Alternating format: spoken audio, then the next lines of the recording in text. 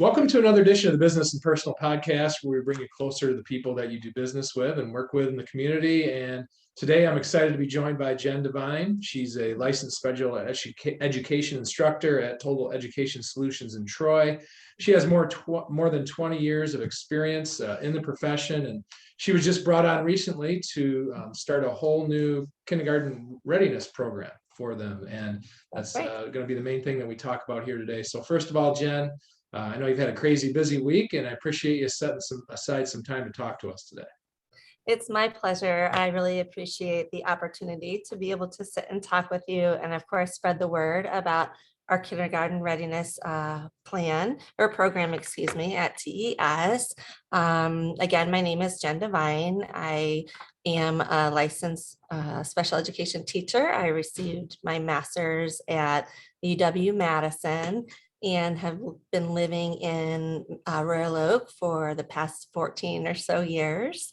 I live with my husband. I have 3 daughters who are all in their teens now, 2 dogs, a cat, and a snake. Don't ask. So let's see. I started the journey with TES because they were offering this opportunity to develop a kindergarten readiness program.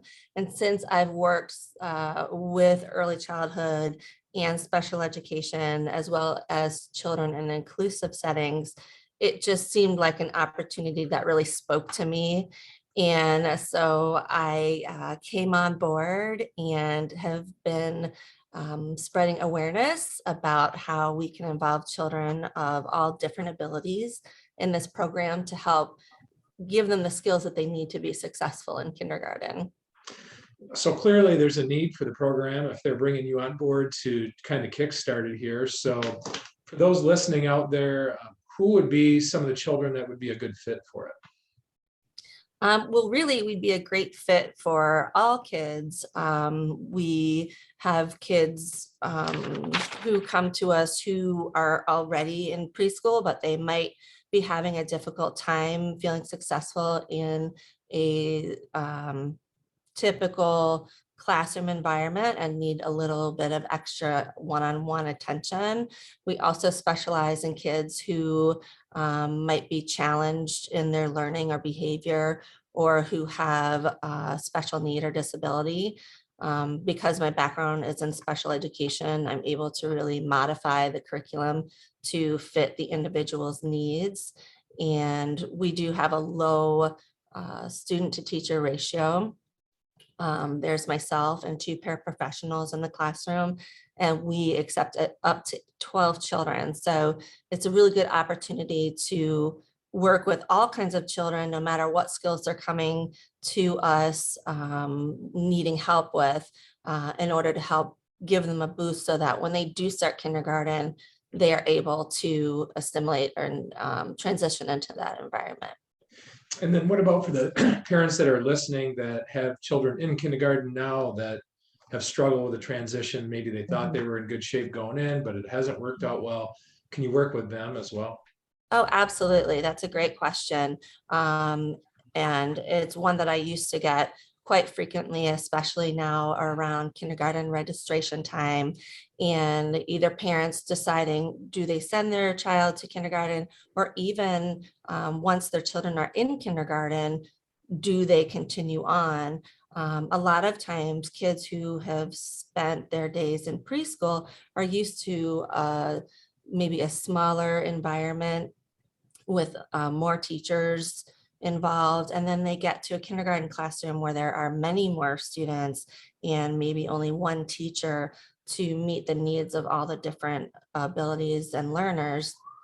So it's a great program as a booster to help see what those needs are and develop a program for that individual child so that it can build the skills that they will need to go back into school.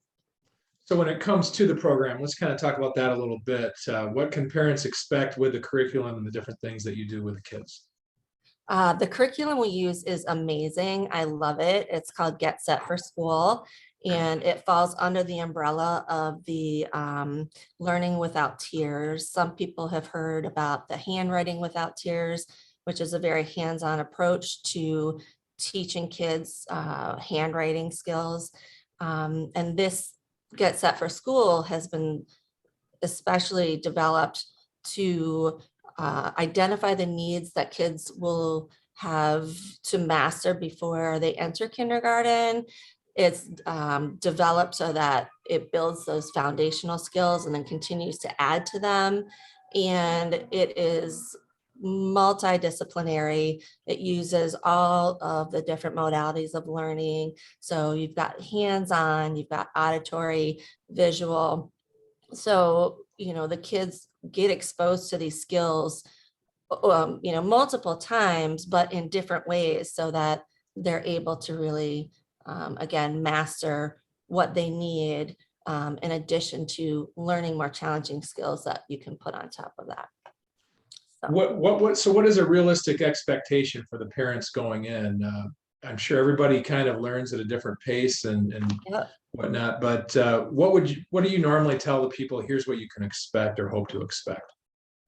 It's hard to give guarantees in education, though, based on my experience, what I see when kids come in and start the year and how they finish the year, or, a long program, the progress is amazing. The growth is amazing to see. I think first and foremost, when kids start in the program, is parents being able to expect a safe, secure environment for their kiddos, with professional staff who is devoted to helping them become successful and reach their potential. So that is definitely something that we build first with the kids to gain their trust, to gain your trust.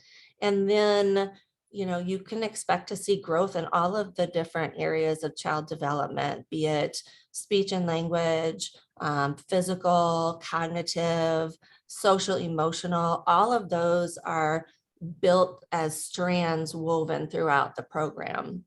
In addition, we are a clinic, so we have occupational therapists, physical therapists, speech and language, applied behavior analysis.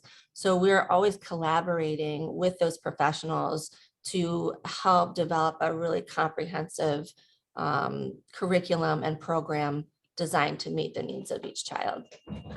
And in terms of scheduling, everybody's got crazy schedules nowadays, so I'm sure you get asked a lot. How can you work around our schedule or whatnot? So what types of hours do you offer? We have 2 different sessions that are available. The first is a morning session, and that runs from 8 to 11 o'clock. And that is Monday through Friday. And we also offer an afternoon session on Mondays, Wednesdays, and Fridays, and that runs from 1 to 4. So it gives parents a little bit of an option if they want their children to have, a longer week, or if, the afternoon works out because mornings are hectic, it still is enough time to give the kids an opportunity to build on what we're teaching in the curriculum.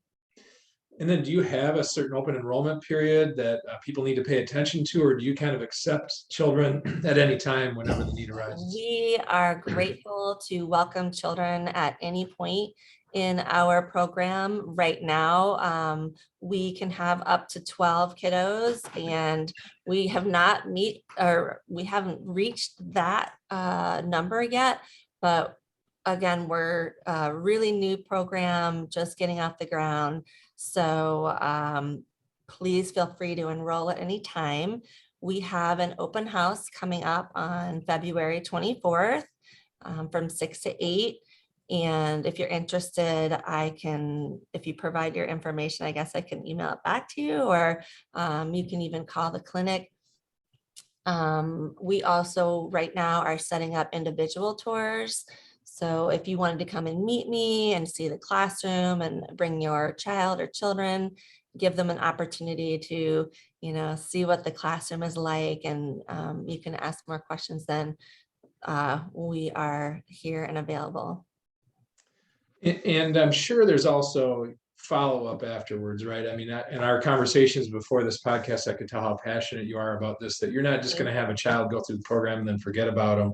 I'm sure there's follow-up afterwards. So what can people expect once their child has completed the program? Is there follow-up? Mhm. Absolutely. We actually, the program provides built-in assessments for the kids, and they're not assessments where, you're sitting the child down and you're saying, do you know this, this, and this skill? They're assessments that are built into the lessons so that you can go through and kind of, yes, you have your checklist to see where they are, and then I follow throughout the time period about their progress, where they are. We will have, I don't want to say conferences because it sounds so formal, but opportunities to sit and talk about the progress your child is making or areas that they need special help in, or things that you can do at home to help your kiddos. And then definitely by the end of the year, we will have the information to be able to sit down and see, you'll not just noticing it within the child and how they've grown, but to kind of see on paper, this is what they knew when they came in, and this is what they've learned throughout their time being here with us. Very good. And I looked at, and anybody can go on your website and look at all the different things listed for your curriculum. We don't have time to go through all of them today, but I think one thing that kind of jumped out at me is you're very focused on the physical and the social side of it too, more than just like the educational side, just getting them ready to interact with others. It looks like that's quite important in the curriculum. Oh, absolutely. I think social emotional, that domain of child development is so important now, especially because of COVID and many parents choosing to keep their child at home. And it is really difficult to provide those social emotional type interactions when your children aren't able to have those interactions with their peers. And so again, a big part of the program is teaching those kids what those social emotional skills are, teaching them about how to use their words when they're angry, when a child takes a toy from them, teaching them how to say, that made me feel upset, instead of grabbing the toy back, in a less appropriate way of showing their feelings, guiding kids through conflict resolution, skills that they'll need for the rest of their lives. But most importantly, how to make a friend. What kind of language would you use if you see some kids playing and you want to go up and be included? And being able to advocate for yourself when someone is treating you in a way that you don't care for, and being able to say, please stop doing that, instead of, I'm just going to push you. Right. So, which, is normal for kids at that age. But this is, between birth and 5 are big, big, big, years of development and kids building their foundations. This is when we really want to start teaching them how to cope with those skills. Because to be honest with you, learning self-regulation, learning that problem, the conflict resolution, problem solving skills, using words, those are things that need to be in place before a lot of learning occurs. And we kind of take it for granted that, oh, it's just talking about feelings, but it affects so many different things in their lives, and even goes on into adulthood. It, research has shown that there is, it greatly impacts their college experience. It goes into their work experience and other things, relationships in their lives. So it's huge. And again, especially after COVID, we do have a big emphasis on, helping those kids develop those social emotional skills that they need. And like you said, the physical skills go right along with it, both gross motor and fine motor. Those are something that, if they're not practiced, they can be lost. So. Well, I'm impressed, Jen. We made it almost 20 minutes without saying the COVID word. It comes up, Well, you know what? It comes up in every one of my podcasts because it's affected everything. I mean, it absolutely. still You is. kind of, So, I guess what I'm interested in is you've had more than 20 years experience. You've seen a lot of things. mhm. How have you seen this impact children unlike anything that you've seen in the past? Um, that's a really great question, and it's something to be really thoughtful about. Again, the social emotional component has been uh, pretty evident when kids have started school after being at home for so long. Um, and there has been more anxiety, I've noticed in kids, a trepidation to, take risks and try new things. And, when the group is having a conversation, feeling confident to raise their hand and add to the discussion.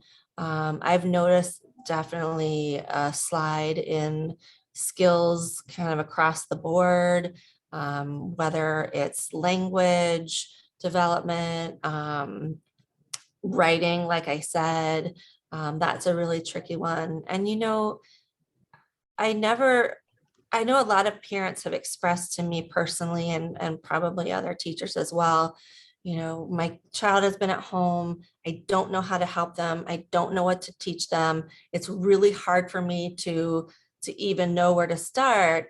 And I let parents know that, you don't have to be a teacher to teach your child, that you can incorporate everyday learning opportunities. Even when you're in the kitchen, they can help you sort forks and knives. But to also understand that, we're not going to let children fall behind, because everybody has experienced the having to stay at home and not getting the going to preschool to get educated, and things like that.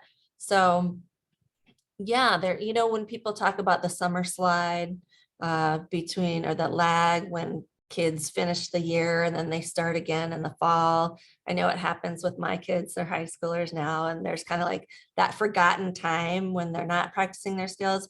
It's similar to that, but it also has, an emotional component to it, because there is kind of that free floating anxiety about COVID. That's a very interesting way to look at that. I hadn't heard anybody explain it that way, but that makes perfect sense. And just more reason for the big need for what you're doing. And it's great that Total Thank Education you. Solutions brought you on board. I know how excited you are about this, and if I can connect you with even one child that you can help through this, I'll be so happy about that. But hopefully we can do even more. There's Yeah. sounds like lots of opportunity for people to join right now. So I know you kind of mentioned the contact information earlier, but just reiterate that. What is the easiest way for people to get in touch and learn and get started with you? The best way and the most direct way and the easiest way for me personally is to email. My email is Devine, DEVINE at TESIDEA.com. If you would like to call, it takes a little bit longer because I'm not always at a phone. I'm pretty busy and around, or, moving around a lot. But our number is 248-544-0360. And we are located on Crooks Road in Troy, Crooks and 15. So we are convenient to a lot of areas surrounding that. And the website has a lot of good information on there too. Where can people go to find that? Absolutely. You can visit www.tesidea.com, and that site will give you a broad picture about what TES is, how it started. Again, I think I mentioned in June have been here for 20 years. We are the only Michigan clinic, and we are the only clinic, consequently, who is offering that kindergarten readiness program. So this is kind of a pilot program for us. I'm hoping that it's going to be a huge success so that we can get this service provided into the other clinics as well. But there will be a link under the tesidea.com website that shows you, that will direct you to the Michigan site. And that's another way that you can get in touch with us and learn more about our clinic as well. Very good. I look forward to following your progress and seeing you grow Yeah. here. I expect nothing but great things, and just such a cool program that they just added there at TES. So thanks again, Jenn, for your time, and best of luck to you. Thank you so much. I appreciate it, Ryan. Take care.